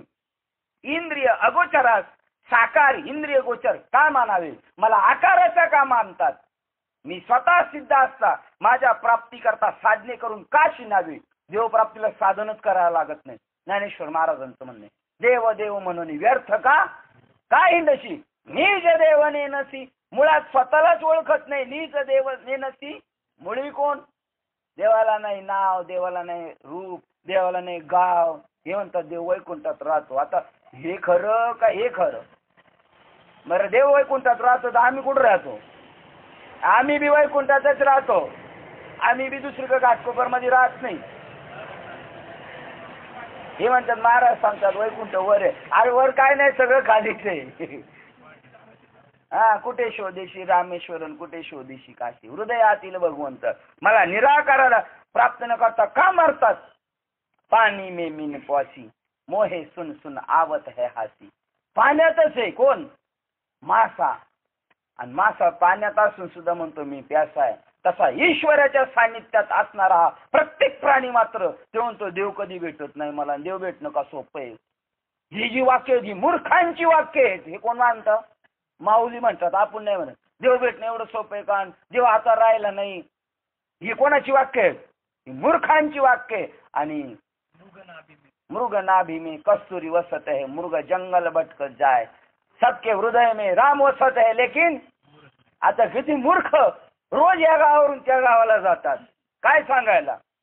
देव राहिला नाही. आता हे मूर्ख सांगायला देव राहिला नाही. आणि हे मृग के नामी में कस्तुरी वसत है, हे भटकून म्हणतात आयुष्य गेलं आमचं पण आम्हाला भेटलं नाही. आणि हरिण सुद्धा आयुष्यभर रानात पळतय मृगजळाच्या पाठीमागं पाणी प्यायला, आणि एक दिवशी ऊर फुटून मरून जातो पण त्याला कळत. तसंच हे मूर्ख आहे. तुकाराम महाराज म्हणतात, तुका म्हणे हा तो स्वयं परब्रह्म. कोण? हाच स्वयं परब्रह्म, पण कोणाला कळत नाही. मूर्ख नेने वर्म. आणि मूर्खच लोक हुशार म्हणून जगामध्ये मिरवतात. काय दृष्टांत? त्या दृष्टांत हा सिद्धांत आहे बरं का. ह्या अभंगाचा फक्त एक सिद्धांत तो चरण एवढंच आहे. तुका म्हणे हा तो, हा फक्त सिद्धांत. आणि वरची 2 चरण आहेत बाबा सगळे दृष्टांत आहे. आणि त्याला अख्खे कीर्तनकार बाबा बी हसतात आणि ऐकणारे बी हसतात. आणि ते मूर्ख म्हणतात. आणि कोणाला मूर्ख म्हणून घेतात? आपण स्वतःलाच मूर्ख म्हणून घेतात. श्रोते बी आणि वक्ते बी. बघा काय अभंगाची सुरुवात आहे. ढाल तलवारे गुंतले हात, म्हणे मी झुंजार कैसा झुंजू. आता शहाणा का मूर्ख एकाला लढाईला पाठवलं, त्याच्या हातात ढाल दिली, एका हातात तलवार दिली, आणि याला समरंगणावर युद्धाला पाठवले. आणि तो म्हणतो आता मी लढलो असतो पण माझ्या हातात तलवार आणि ढाल दिलेली आहे, आता मी कसं काय लढू? नाही तर मी लढलो असतो. आता ही 2 वस्तू कशासाठी दिल्यात?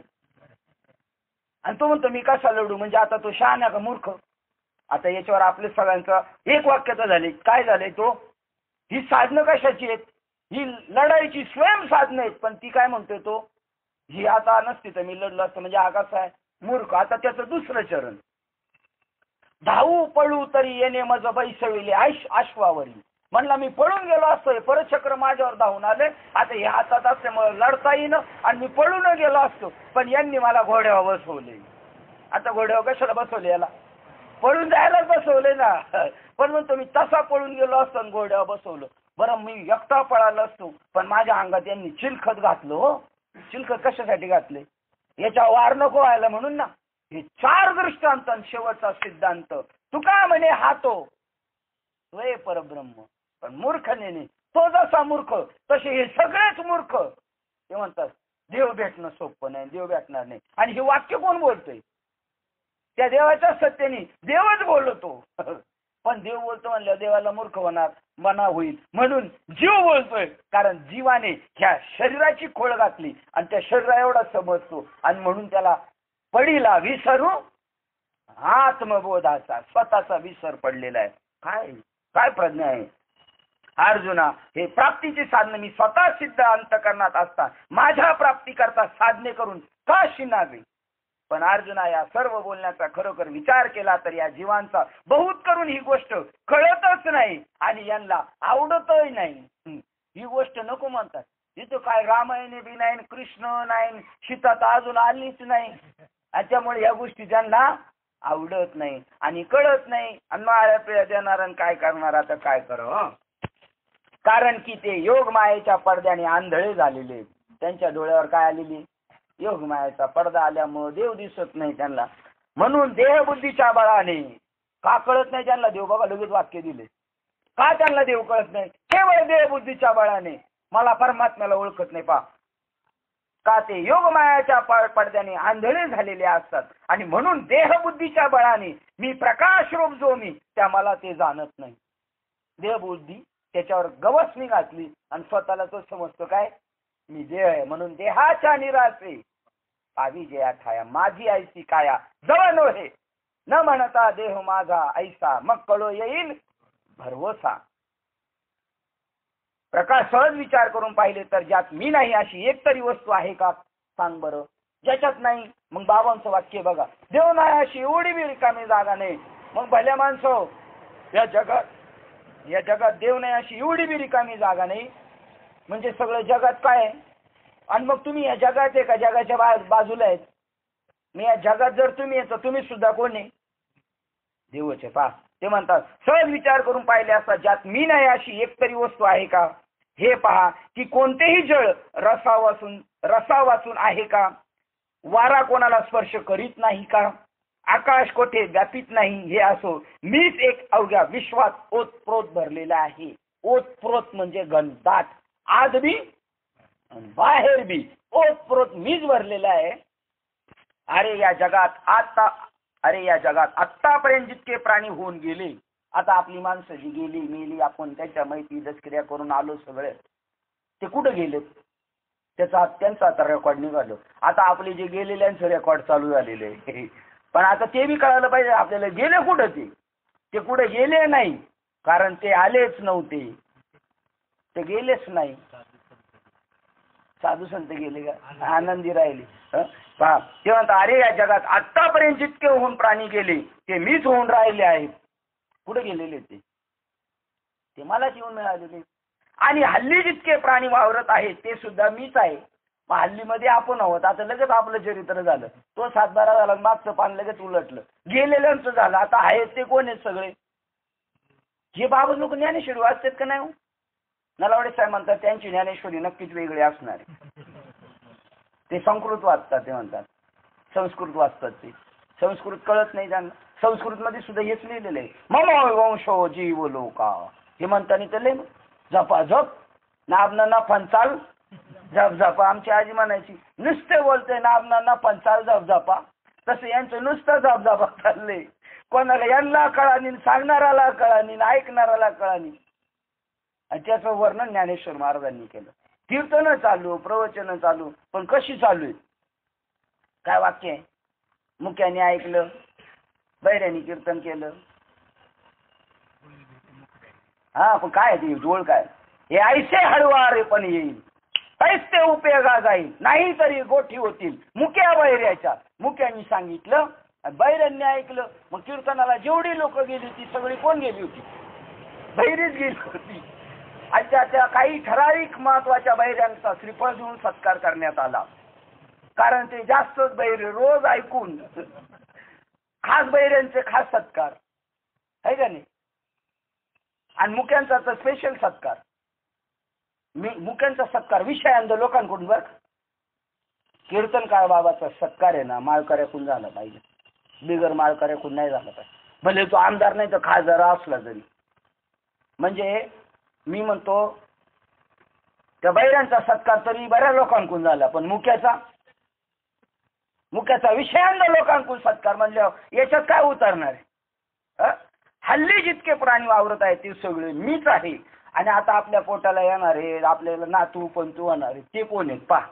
किंवा यापुढे जे प्राणी होणार आहेत ते माझपासून भिन्न नाहीत असे हे सर्व फक्त बोलायचेच. आता जे परत येणारे जन्माला आपल्या पोटाला ते बी माझ्यापासून भिन्न नाही. आणि आता पुढे लगेच सांगितलं पत्ताच कट करून टाकला.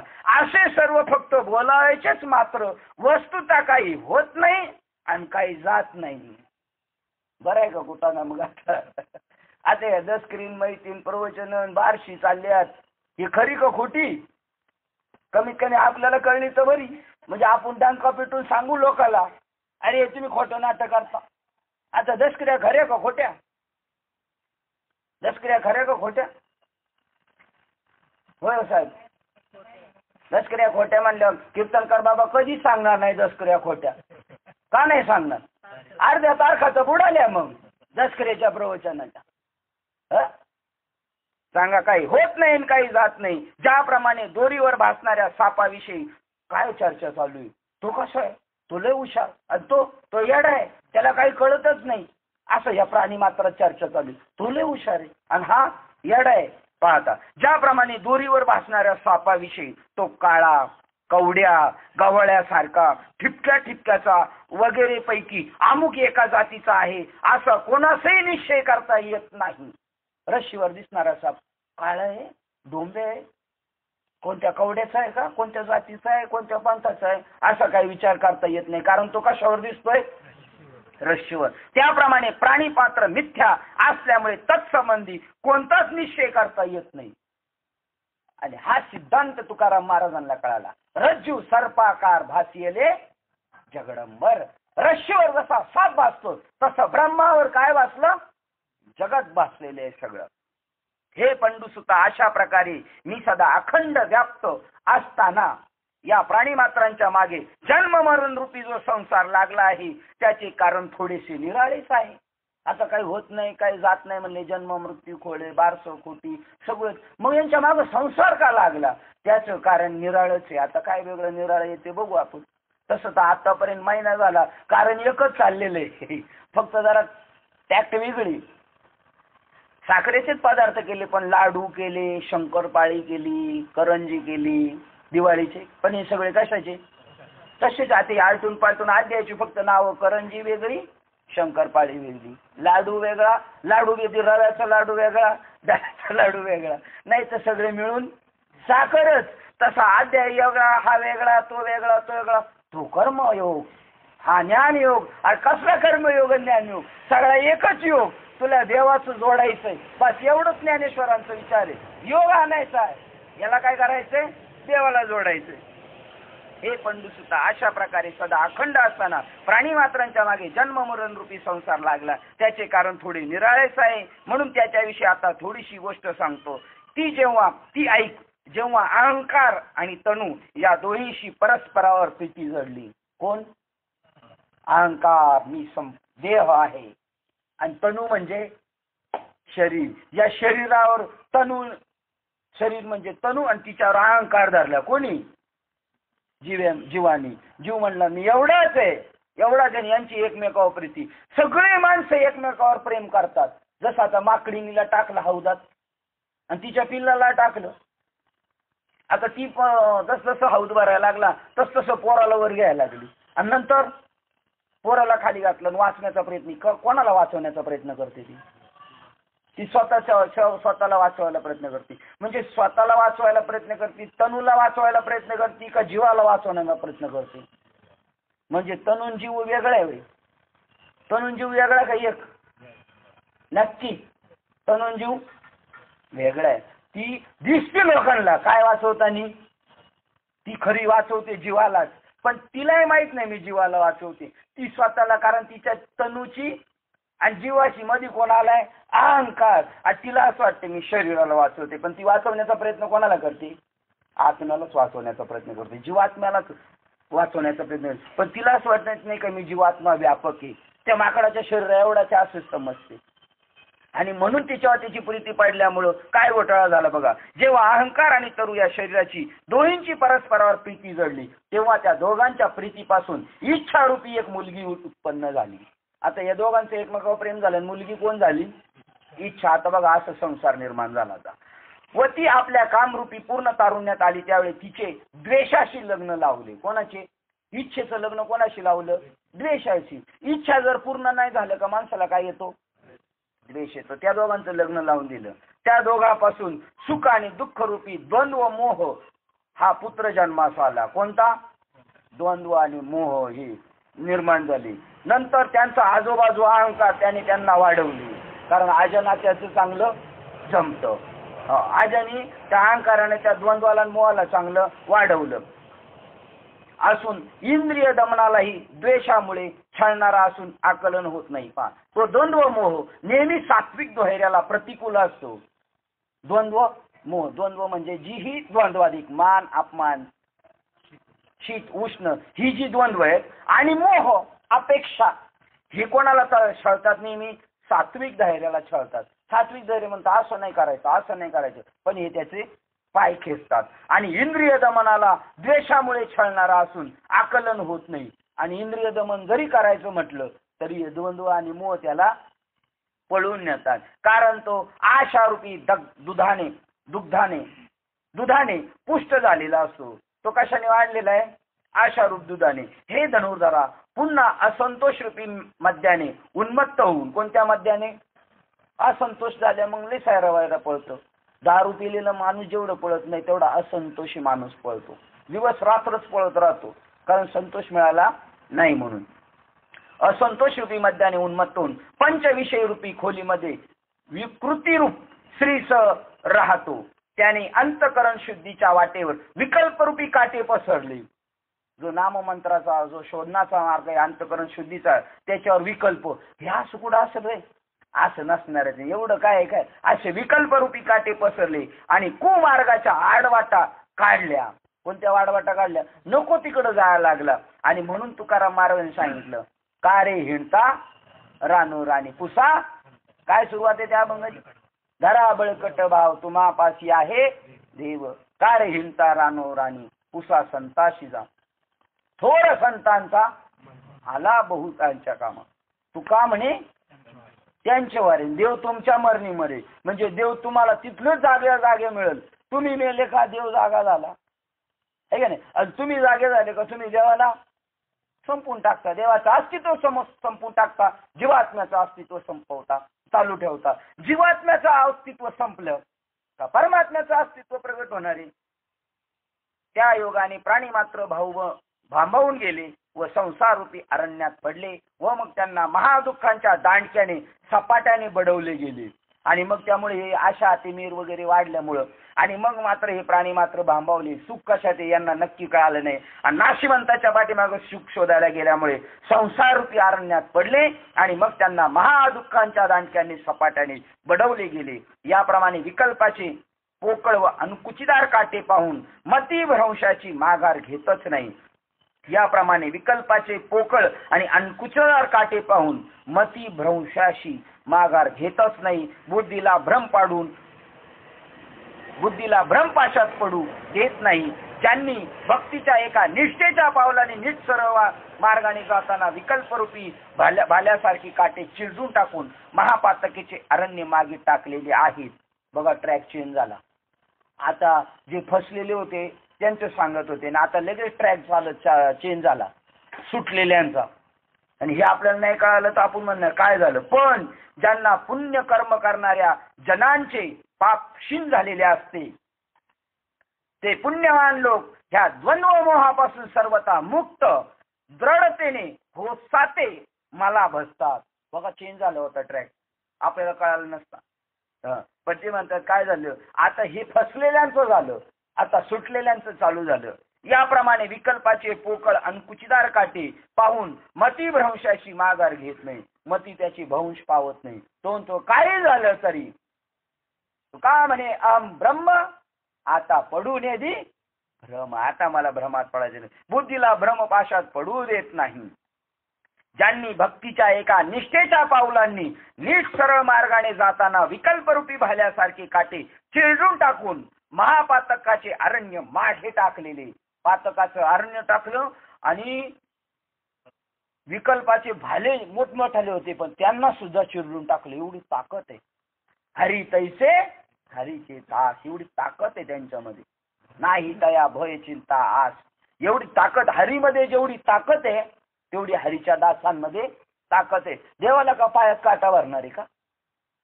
नाही भरणार. तसा याला सुद्धा यांनी सगळे चिरडून टाकले. नंतर ज्यांनी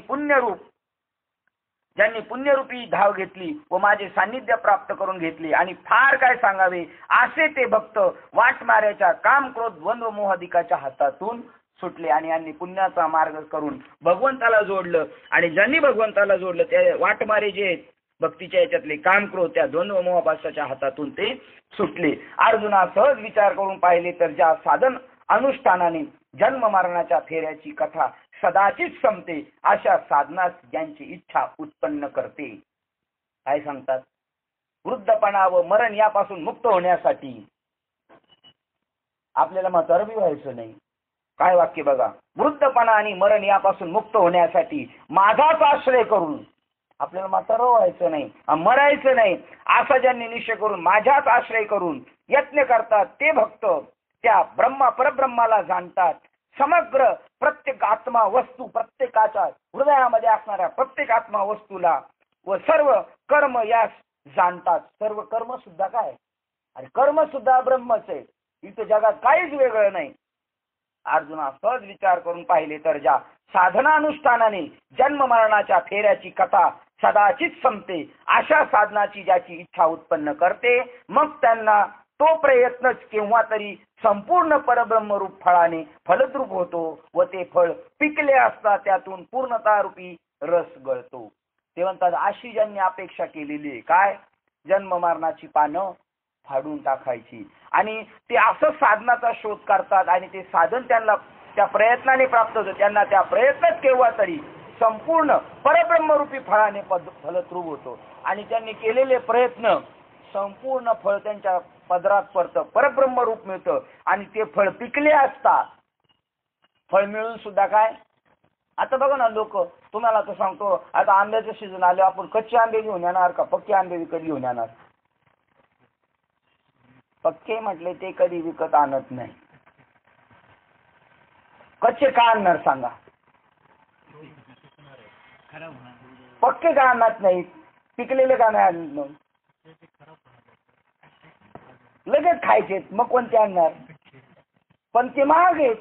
पिकलेले 500 रुपये डझन आणि 5 डझनची पेटी कच्ची मिळती. मग आता ते पिकले पाहिजेत ना. तसं कच्चं मिळालंय फळ आणि ते पिकलं बघा, त्यांचा संपूर्ण परब्रह्म फळाने फलद्रूप होतो आणि मग ते फळ पिकले असता पिकली असेंदी म्हणजे आम्हाला देव मिळून सुद्धा आमचं झाड डौलदार झालं पाहिजे आणि ते पाडाला लागलेलं नाही, पिकलंच पाहिजे.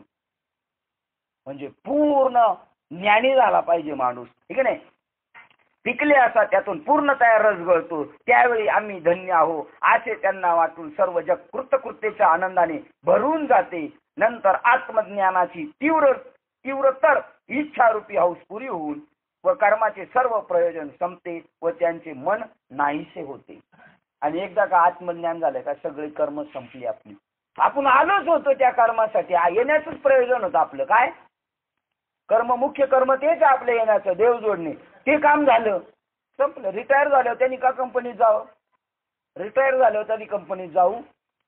तसं आत्मज्ञानाची तीव्ररूप इच्छाची हौस होती, ती हौस बी पूर्ण झाली. कर्माचे सर्व प्रयोजन संपले, जेवढी कर्म करत होता ती संपली व त्याचे मन नाहीस झाले. मनच राहिले नाही, कारण हे पळवते सगळं करायला लावते हे कोण?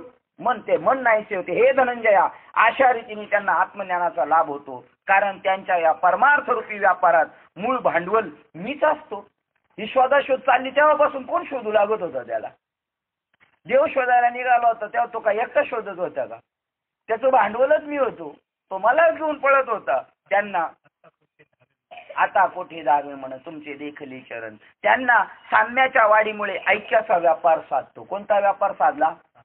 आणि मुद्दल काय आहे? साम्याच्या वाढीमुळे समबुद्धी घेता समान श्रीहरी, आणि मग ऐक्याचा अनुभव संभवतो. ज्यावेळेला आमची बुद्धी सम होईल त्यावेळेला आम्हाला जगात ऐक्याचा व्यापार करता येईल. आणि जोपर्यंत बुद्धी सम नाही तोपर्यंत ऐक्याचा व्यापार घडू शकत नाही. व ऐक्यरूपी संपत्तीची समृद्धी झाल्यामुळे त्यांना भेदरूपी दैन्याची ओळखच राहत नाही. आता तो धंदा इतका फोपावला कोणता? साम्याचा व्यवहार झाला, त्याच्यामध्ये ऐक्याचा व्यापार घडला, आणि ऐक्याच्या व्यापाराची संपत्तीची समृद्धी झाल्यामुळे त्यांना भेदरूपी दैन्याची ओळखच आता भेद शोधूनही भेटत नाही. उदाहरण सांगतो. गायकवाड साहेब म्हणाले, आपल्या बाबांना जेव्हा राहुरीमध्ये घेऊन जायचो तेव्हा एक माणूस नेहमी विरोधाभास करायचा. नेहमी आपल्याला फार कंप्लेंट म्हणजे बाबांचं होऊनच नाही द्यायचं कार्य असं. आणि एकदा काय झालं, मी बाबांना स्कूटरवर घेऊन चाललो होतो म्हटले, आणि तो तिकडून सायकलीवर आला, आणि रस्ता एकदम छोटा असल्यामुळे आमची लटपट झाली. आम्ही थांबलो, पण त्याची लटपट झाली आणि ते पडलंच खाली. पडल्यानंतर बाबा म्हणले गाडी साईडला लावा म्हणले. त्यांना विचारा जाऊन कसं काय, बरं आहे का वगैरे. आता बाबांना काही माहीत नाही. त्यांना विचारा वगैरे सगळं झाल्यानंतर त्यांची विचारपूस, ते म्हणले काय लागलं नाही, गेले निघून. आणि म्हणले गायकवाड साहेब म्हणले, मग मी म्हणायला लागलो बाबांना, बाबा हाच तो माणूस बरं का नेहमी विरोधात होता. तो अहो असलं तरी द्यायचं सोडून, तो का वेगळा आहे का? त्या विरोधामुळे आपली भूमिका कशी झाली, ठाम झाली. कशाला ते डोक्यात घ्यायचं, सगळं सोडून जायचं. तो बी आपलाच आहे.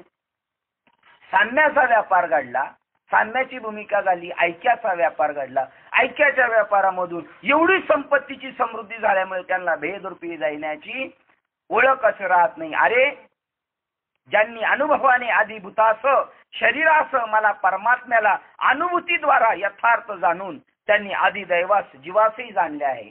काय वाक्य पहा, शरीराला जाणलं, मला जाणलं आणि जीवात्म्याला जाणलं. आणि हे तिघ जाणले तर तीन झाले का एक झाले? अहो शरीर बी ब्रह्मस्वरूपच आहे. सगळंच जर आहे कर्म ब्रह्मरूप आहे, तर त्या ज्याने देवत्व प्राप्त करून दिलं ते शरीर काय कमी राहणार आहे का? ते शरीर सुद्धा हरिस्वरूपच आहे. अरे ज्याने अनुभवाने आदिभूतास म्हणजे शरीरास मला परमात्म्याला अनुभूतीद्वारा यथार्थ जाणून त्यांनी आदिदेवास म्हणजे जीवासही जाणले आहे. ज्यांना उपयुक्त ज्ञानाच्या बलाने आधी यज्ञ जो मी परमात्मा तो यथार्थ दृष्टीने आत्मतत्वाने अनुभवास येतो, त्यांनी जेवढे प्रयत्न केले होते, आपले जे कर्म चाललेत ना, दिंडी वगैरे वगैरे, व्रत कैवल्य, हा आपला यज्ञ आहे, हे प्रयत्न आहेत. आणि या प्रयत्नाला फळ आलं. काय झालं? ज्यांनी उपयुक्त ज्ञानाच्या बलाने आधी यज्ञ केला होता, हे आपले काय आहेत? वाघ यज्ञ, हे सगळे यज्ञ आहेत. त्या यज्ञाने जो मी परमात्मा तो यथार्थ दृष्टीने आत्मतत्वाने अनुभवाला आला, त्याचे यज्ञ पूर्ण झाले. आणि त्या यज्ञाचं फळ काय तुकाराम महाराज म्हणतात? जन्म आल्याची जन्म आलो त्याची आजी. मग जन्माला आला हे बी फळच आहे, पण फळाला फळ आलं. जन्माला आलं हे फळ आहे. कसं काय? धन्य माये व्याली सुकृताची फळ. म्हणजे जन्माला आलो आईच्या पोटीला, हे बी फळ. आणि ते फळ ते निष्फळ. जर फळाला फळ नाही आलं, फळाला देव नाही जोडला, तर फळ निष्फळ फेकून द्यायचं. पण जन्म आलो त्याचे आज फळ झाले साचे. त्याने केलेले यज्ञ फळ तृप्तीला आले, त्याचं फळ मिळालं. तो परमात्मा यथार्थ दृष्टीने आत्मतत्वाने अनुभवास येतो. ते पुरुष शरीराच्या वियोगाने मरण समयी दुःखी होत नाही. ज्यावेळेला शरीर पडायच्या वेळेला ते दुःखी होत नाही. कोण? ज्यांनी मला जाणलं, शरीराला जाणलं, जीवात्म्याला जाणलं अनुभूतीच्या द्वारा, ते मात्र मरणाच्या वेळेला दुःखी होत नाही. आता आपली म्हातारी तर मरताना रडतं. पेढे घेऊन गेलं बाबाला, तर बाबा पेढ्याकडे बघतो आणि आपल्याकडे बघतो आणि रडतो. खायचं ना पेढे मटामट, ते आपल्याकडे बघतो, पेढ्याकडे बघतो आणि रडतो. आता आपली भेट होणार नाही. आपली रोजचीच भेट आहे, काही भेट होणार नाही. मरणाचं दुःख त्याला राहत नाही. सहज विचार करून पाहिले तर ज्ञानेश्वर महाराज म्हणतात, असं कसं काय झालं? अरे मरणाराला दुसऱ्याला इंजेक्शन दिलेलं पाहिलं का, याला चक्कर येऊन पडतात काय हॉस्पिटलमध्ये, आणि याचं मरण ओढवलं तर याला असं कसं झालं, मरणाची भीती राहिली नाही, कसं काय झालं. सहज विचार करून पाहिलं तर आयुष्याची दोरी सुटायच्या बेतात आली असता मरणाऱ्याच्या प्राणाची जी खळबळ उडून जाते ती पाहून न मरणाऱ्याच्या चित्तात युगांत म्हणजे प्रलय काळ ओढवला की काय असे वाटत नाही का. त्यांनी काकू केलं हे चक्कर येऊन पडतंय आणि याला कसं काय काय होत नाही. परंतु ते ज्ञानी भक्त काय कसे वाटत नाही, यांना काय झालं ओढवला की काय असे वाटत नाही का. परंतु ते ज्ञानी भक्त माझ्या स्वरूपाशी कसे व किती एकरूप होऊन गेलेले असतात हे न कळे हे वर्णन करणे आवश्यक आहे. कारण ते मरणाच्या कठीण प्रसंगीही मला विसरत नाही. म्हणून आपलं मात्र आठवण काढते, पोरगा आलं असतं तर बरं झालं असतं. ते मला विसरत नाही. सहज विचार करून पाहिले तर असे जे निपुण पूर्ण ज्ञानी आहेत तेच माझ्या ठिकाणी स्थिर अंतकरण योगी आहेत असे समज. 84 ओळ पहा बरं. आता 83 ची ओळ कशी काय सांगितलेली ऐकताना सुद्धा गोडवा वाटेल. परी नेनो कैसे पैगे जे जोडून गेले माझ्या अंगात ते प्राणाची लग बघा न सांडीची. हे कसं काय झालं पहा. ते म्हणतात एरवी आयुष्याचे सूत्र बिघडता भूतांची उमटे खडखडता काय न मरताही काय न मरताची याही चित्ता युगांत नव्हे न मरणाऱ्याला सुद्धा भीती वाटते. आणि याला कसं काय झालं. परी नेनो कैसे पैगा हे जोडून गेले माझ्या ठाई याला कसं काय होत नाही भो. ज्ञानेश्वर महाराज म्हणतात काय झालं. त्याचं कारण हे तत्व सांगते वेळी श्रीकृष्णाच्या मुखातील शब्दरूपी कुपीच्या खाली अर्जुनाची अवधान रूपी ओंजळ पूर्ण झाली नव्हती. कारण त्यावेळी क्षणभर अर्जुन मागेच होता. कारण अर्जुनाला अजून काही स्वरूपाचा बोध. आता 7वा अध्याय झाला तरी अर्जुनाला स्वरूपाचा बोध नाही. आणि याच्या अगदी प्रवचन चालली ती ज्ञानी माणसाचं चालले, जे आतापर्यंत तरुण गेले त्यांचं चालले. अर्जुन अजून क्षणभर मागाचे त्या कुपीतून हे सांडते याच्यातून. पण अर्जुनाची ओंजळ मात्र मागेच. अर्जुन म्हणणं येतं काय आपल्याला कळालं नाही बाई काय मरायची भानगडी चालल्यात आणि काय. हे तत्व सांगते वेळी श्रीकृष्णाच्या मुखातून शब्दरूपी कुपीच्या खाली अर्जुनाची अवधान रूपी ओंजळ प्राप्त झाली नव्हती. कारण त्यावेळी अर्जुन क्षणभर मागेच होता. त्याचे चित्त मागील 29व्या श्लोकार्धाच्या चिंतनात गुंतले होते. त्या ठिकाणी ती ब्रह्म प्रतिपादना वाक्य हीच कोणी फळे अनेक प्रकारच्या अर्थरूपी रसाने भरलेली होती व अभिप्रायात्मक सुवास चोहीकडे दरवळला होता. सहजच कृष्ण कृपारूपी मंद वाऱ्याच्या योगाने श्रीकृष्ण रूपी वृक्षाची वचनरूपी फळे अर्जुनाच्या कानरूपी ओटीत अकस्मात येऊन पडली. ती वाक्यरूपी फळे वेदांत सिद्धांताची जणू बनलेलीच असून ब्रह्मरसाच्या सागरात बुचकळलेली व मग तशीच परमानंदाने साखरेत घोळलेली होती. म्हणजे गुलाबजामचं उदाहरण दिले बघा. ती फळं कशी आहेत. पहिलीच पूर्ण पा सहज कृष्णरूपी मंदवाऱ्याच्या झुळकांनी ती वाक्यरूपी फळे वेदांत सिद्धांताची जणू बनवलेली असून ब्रह्मरसाच्या सागरात बुचकळलेली होती आणि मग तशीच परमानंदाच्या साखररूपी साखरेत घोळलेली. म्हणजे ही फार सगळीकडूनच त्याला पूर्णपणे टाकला का गट. त्या फळाच्या विशुद्ध निर्मळपणाने अर्जुनास ज्ञानाचे डोळे लागले. अर्जुनाला आता कशाचे डोळे लागले. म्हणजे 7वा अध्याय संपायची पाळी आली पण अर्जुनाला ज्ञान काय दिलं. आणि मागे 4थ्या अध्याय सांगितलं मी त्याला सांगितलं माझ्या आईला नाही सांगितलं बापाला नाही सांगितलं भावाला नाही सांगितलं बायकोला नाही सांगितलं. अर्जुना तुला सांगतो पण अजून सांगितलं नाही. किती मोठी गंमत आहे.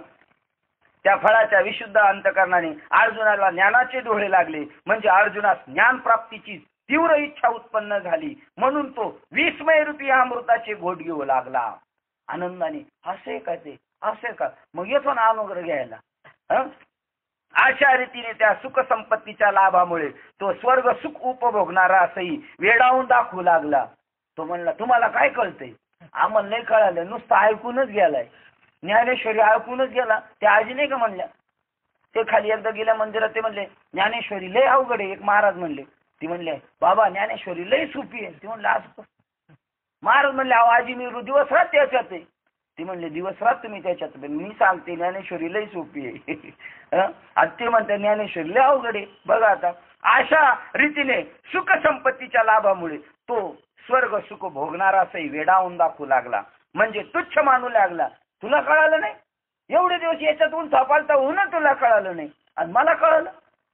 अर्जुनाच्या अंतकरणात नाद आनंदाच्या गुदगुल्या होऊ लागल्या.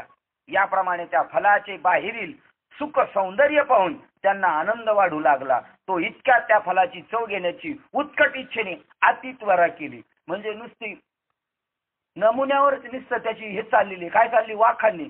आंबेले भारी, आंबेले भारी, आंबेले भारी, पण अजून कापून काय खायला दिलेला नाही.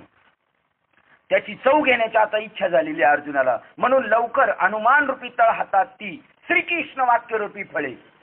आणि कशी बी तो खाणारे अनुमानानेच का अनुभवाने. अनुमान वेगळा आणि अनुभव वेगळा. आता 8व्या अध्यायात त्याला अनुमानाने देणार आहे. अनुमान रूपी तळ हातात ती श्रीकृष्ण वाक्य रूपी फळे घेऊन तो अनुभव रूपी मुखात एकदम घालण्यास पाहू लागला. त्यावेळी विचारूपी जिभेने ती घेता येईना, कारण त्याची टॅक्ट माहित नाही, व हेतुरूप दाताने ती फळे फुटेनाच. असे जाणून अर्जुन ती वाक्यरूपी फळे तोंडात लाविना. मग चमत्कार वाटून असे म्हणतो की अहो, ही वाक्य फळे म्हणजे पाण्यात पडलेली नक्षत्राचे प्रतिबिंबच होय.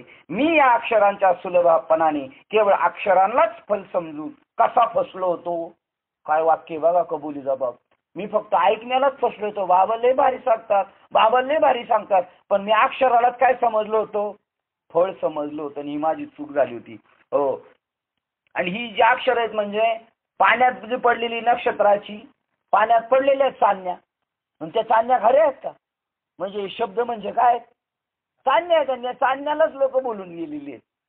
ही खरोखर अक्षराची पदे नसून केवळ आकाशाच्या घड्याच आहेत. यात आमच्या बुद्धीने किती जरी बुड्या मारल्या तरी तिला काही थांग लागवायचा नाही. तेव्हा मग ती वाक्य जाणावायची गोष्ट कशाला, असा अर्जुनाने मनात विचार करून पुन्हा यादवेंद्र श्रीकृष्णाकडे दृष्टी केली. मग अर्जुनाने देवाला विनंती केली की अहो, ही जी एकटवलेली 7 पदे ती कधी कोणी न ऐकलेली अशी नवलपूर्ण आहेत. सहज विचार करून पाहिले तर वेगाने अवधान देऊन श्रवण केले असता उपयुक्त 7 पदाची निर्णय सिद्धांताची उलगडा केवळ त्या श्रवणाच्या बळाने बोलून दाखवता येईल का? अर्जुनाला 7 प्रश्न आलेले. अध्यात्म काय, आदिभौतिक काय, आदिदैविक काय, जीवात्मा काय, परमात्मा काय, कर्म काय, हे त्याला खटकलं. तर तो आता 8वा अध्याय विचारणार आहे. त्याची आपण ही 7-8 ओळी तुमचे 5 मिनिटं जरा जास्त घेतो. सहज विचार करून पाहिले तर वेगाने अवधान देऊन श्रवण केले असता उपयुक्त 7 पदातील निर्णय सिद्धांताचा उलगडा केवळ त्याच्या श्रवणाच्या बळाने बोलून दाखवता येईल का? आणि त्यातून देवा, आपले हे बोलणे तसे काही साधारण नव्हे, कारण हा अक्षरांचा नुसता समुदाय पाहिला तरी विस्मयाच्या जीवाला देखील मोठे आश्चर्य वाटते. नुसतं ऐकल्यावर आनंद आहे, खाल्ल्यावर काय परिस्थिती होणार. कानांच्या झरोक्यातून बोलरूपी किरण आत प्रवेश करतात न करतात तोच चमत्कार वाटून माझे लक्ष खुंटते. म्हणजे मती चाले ना, त्या शब्दांचा अर्थ समजण्याची मला फार इच्छा आहे. शब्दांचा काय कळायला पाहिजे, अर्थ. असे सांगता जो वेळ लागेल तितका वेळ मला विलंब सहन होत नाही. म्हणून देवा, आपण त्याचे निरूपण लवकर करावे. याप्रमाणे मागे काय सांगितले त्याचा विचार करून व पुढे देव काय सांगतील त्या अभिप्रायावर दृष्टी ठेवून मध्येच आपली एक ऐकण्याची इच्छाही दर्शवून अर्जुनाने विचारले. अर्जुनाची प्रश्न करण्याची ही अपूर्व शैली कशी आहे पहा. तो भिडेची मर्यादा तर उल्लंघन करीत नाही. एरवी तर श्रीकृष्णाच्या अंतकरणाला प्रेमालिंगन देण्यास तो प्रवृत्त झाला. अहो श्री गुरूंना ज्यावेळेस पुसावायचे असेल त्यावेळेस अशीच दक्षता ठेवायची असते. बाबा कसं विचारायचं पण गुढी गुलाबीने. त्याची मर्यादा कायम ठेवून कसे पुसावे हे फक्त एका सव्यासाची अर्जुनच जाणतो. कसं काय त्याकनी बाबाला खुलून विचारायचं हे फक्त अर्जुनच जाणतो. आता त्या अर्जुनाचे ते प्रश्न करणे आणि त्यावर सर्वज्ञ श्रीहरींनी उत्तर देणे हे संजयास आवडल्यामुळे तो संवादात कशा प्रेमाने सांगेल ते पहा. ते सरळ मराठी भाषेत सांगितले जाईल. त्या सांगण्याकडे नीट लक्ष द्यावे. ते असे की ज्या योगाने कानाच्या अगोदर अर्थज्ञानात दृष्टीचा उपयोग येईल. कानाने ऐकण्यापेक्षा बुद्धिरूपी दृष्टीने त्याचा अर्थ लगेच समजून घ्यायचा. बुद्धिरूप जिभेचे त्या डोळ्यानेच अर्थ समजून घ्यायचा. आणि म्हणजे याचं काम त्याला आणि त्याचं काम याला सांगितले. आणि बुद्धिरूप जिभेने त्या शब्दाचा रस टाकता केवळ अक्षराच्या शोभेनेच इंद्रिय समाधान पाहून जगतील. निश्चित शब्द ऐकून इंद्रियांना समाधान होईल. आणि जिभेने काय करायचं, बुद्धिरूपी जिभेने त्याचा रस चाखायचा. पहा की मालती पुष्पाच्या कळ्या सुगंधामुळे नाकाला खरोखर चांगल्या वाटल्या, तरी पण त्यांच्या बाहेरील सुरेखपणाने डोळ्यांना सुख होणार नाही का? म्हणजे सुवासिक पण आणि दिसायला चांगले तसे शब्द, ऐकायला अर्थाला बरे आणि आनंद देणारे. त्याप्रमाणे मराठी भाषेच्या शोभेने इंद्रिय सुखाचे राज्य करतील. या मराठी भाषेत इंद्रिय सुखाने राज्य करतील व मग त्या सिद्धांताच्या गावाला त्वरित चांगल्या तयारीने जाता येईल. जो सिद्धांत या धर्मग्रंथाचा सिद्धांत काय? केवळ आत्मा प्राप्त होणे हा ग्रंथाचा सिद्धांत आहे. त्या सिद्धांताच्या गावाला त्वरेने जाता येईल. जेथे शब्द मर्यादा संपते तेथे बोलणे उपयुक्त रस अलंकारात्मक सुंदर रीतीने मी सांगेल ते तुम्ही ऐका, असे श्री निवृत्तीनाथाचे शिष्य ज्ञानदेव म्हणतात. 210 आणि इकडे 9:10 झाले. इथं 7वा अध्याय समारोप झालेला आहे. उद्या अर्जुन देवाला प्रश्न करणारे काय करणारे ते आपण उद्या पाहू. उद्या अध्यात्म ज्ञानाची पुन्हा रेलचेल चालू होणार आहे. झालेली सेवा हृदयस्थ सद्गुरु सच्चिदानंद श्रीपाद बाबा रामदास बाबा अधिष्ठान परमात्मा श्री गणरायाच्या चरणावर आणि तुम्हा सर्वज्ञांच्या चरणावर सेवा समर्पित करून सेवेला आपण इथे पूर्ण विराम देऊया. पुंडलिक वरदेव हरी विठ्ठल श्री